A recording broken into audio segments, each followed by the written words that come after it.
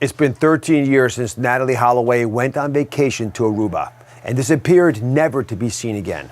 Today, an Oz True Crime exclusive. This unsolved mystery recently made headlines again when Natalee's father, Dave, uncovered remains he hoped were his daughter's, all while filming his investigation for TV. Was it a publicity stunt? Or did his grieving father truly believe he had finally found the answers he was desperate for? Today, Dave is here. What really happened when he traveled to Aruba to search for his daughter?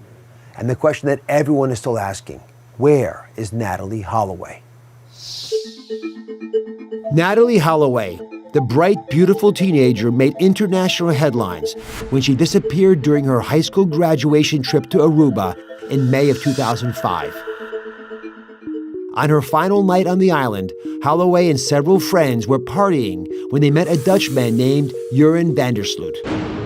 After hours of drinking, Holloway left with van der Sloot and his friends. She would never be seen again. When she failed to make her flight on May 30th, 2005, alarmed family and friends launched a frantic search, but no trace of Natalee was found. Suspicion immediately fell on van der Sloot, who was arrested with two others, but all were ultimately released due to lack of evidence. Then, 5 years to the day of Natalee's disappearance, van der Sloot would be arrested again for murder, this time in Peru, where he was convicted of killing 21-year-old Stephanie Flores. He's currently serving a 28-year prison sentence. In another shocking twist, his friend John Ludwig, who claimed van der Sloot hired him to dispose of Natalee's remains, was killed this past March by a woman he was attempting to kidnap. Natalee was officially declared dead in 2012, but her body was never recovered. The case became the motivation for a controversial television series featuring her father, David Holloway, and private investigator T.J. Ward. While the show did find bone fragments in Aruba, DNA testing determined they were not Natalee's. But both men remained determined to solve her tragic disappearance. Dave Holloway is here. We all know your daughter's name, know her face, pictures, but we don't really know her. What should the world know about Natalee Holloway, your daughter? Well, Natalee was probably close to a model kid as you could have. She was a straight A student in school, involved in all the clubs and organizations at her high school. She was a dance member with the Mountain Brook Dorian dance team, which is an elite dance team. Totally involved in school, but some of the other things that people don't know is she was very much like the outdoors. Yeah. Did a lot of camping, rafting, fishing, all the outdoors things, four-wheeler riding and stuff like that. So she was a big outdoorsman, so to speak. So you get the phone call every parent dreads. Can you describe the events that happened right afterwards, knowing that she was missing? My wife and I were sitting on the back porch on Memorial Day, cooking out, just enjoying the day, and the phone rang. And it was my son, and it was approximately 2 p.m. in the afternoon. And he said, "Dad," he said, "Mom's on her way to Aruba. Natalee missed her flight." And I said, "What?" And I just went into an instant panic at that point in time. And so I started making arrangements to go to Aruba. Your daughter's remains had never been found, but correct. She has been declared dead. Yes. By the Aruban authorities. Does any part of you hold out hope that she's alive somewhere?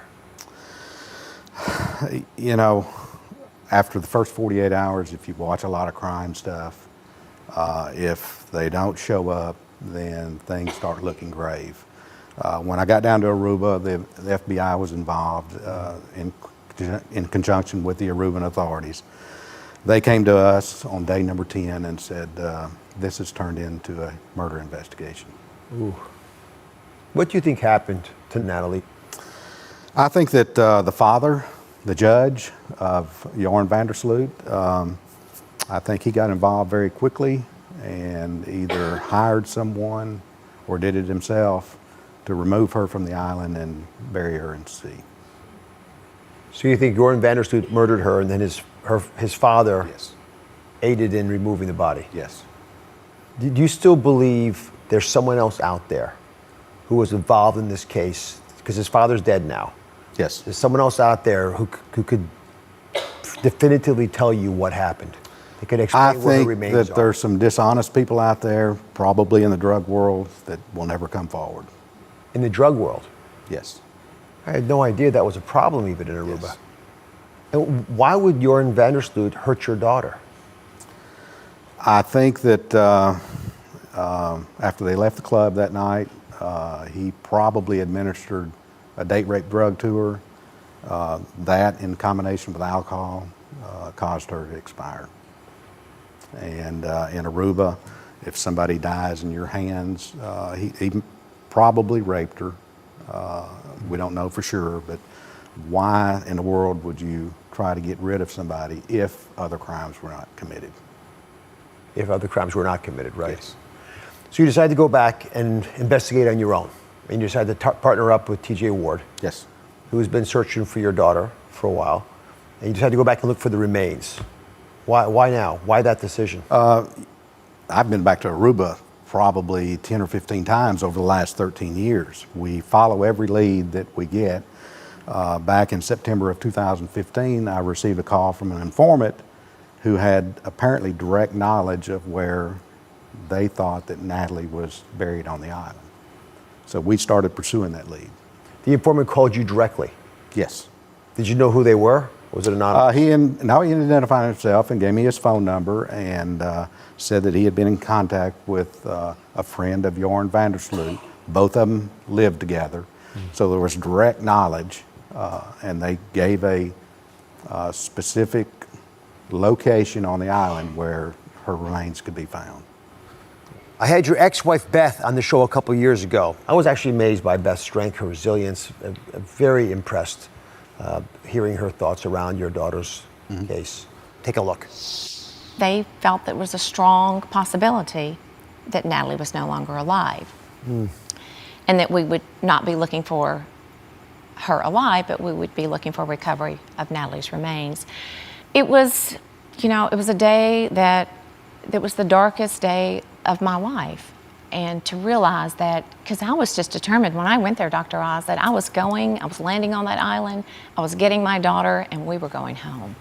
So what does Beth not understand about your intentions with the search for Natalee's remains? I have no idea. I've not talked to her about it other than the fact that we had a discussion when DNA was needed, and we spoke for quite some time about that, and she was very willing to give that to finally, hopefully, get closure. Up next, Dave opens up about the controversy from his investigation in Aruba. Was it really a publicity stunt, or did he think he had finally found the answers he was looking for? Stay with us. I'm back with an Oz exclusive. Natalee Holloway's father, Dave Holloway, is here. We're also joined by TJ Ward, the private investigator who helped Dave launch his 18-month investigation into his daughter's disappearance that left the world with more questions than answers. So Dave, why did you pick TJ to work with and collaborate with us in this all-important investigation? TJ's been working from the very beginning with me and my family. So he knows about the case just as much as I do or anyone else. Probably more so than anyone.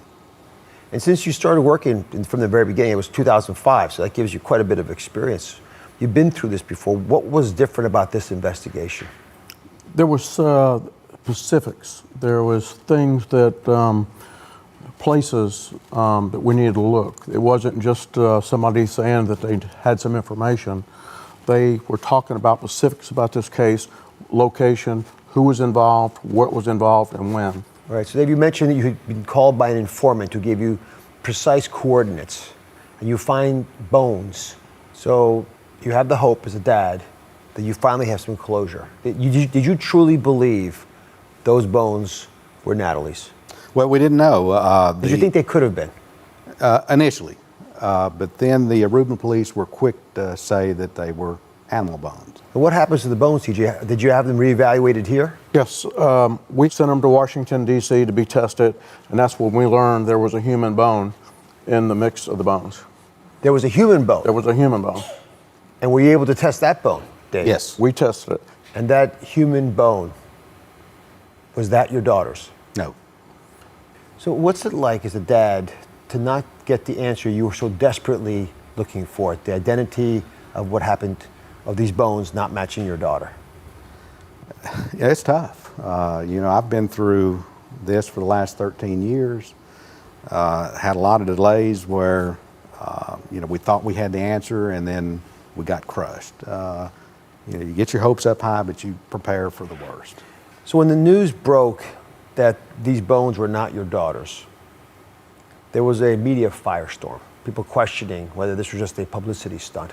What is it like to hear those accusations? Yeah, I kind of brushed them off because it's kind of like when you go on a fishing trip. You have a little framework of what you think you're going to do, but whether you catch a fish or not is the story. We know we're going to get on the boat. We know we're going to go to a certain location. We know we're going to cast the fishing rod.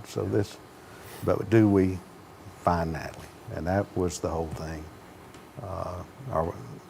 And every lead I get, I thought we already have 2 other leads that at some point in time we'll have to hire somebody to go to Aruba, because I don't think he and I are welcome back because we proved the Arubans wrong in their investigation. What would happen if you went back to Aruba now? I don't know. I'm not going to take that chance. We had concerns from challenging law enforcement when we got the bones back.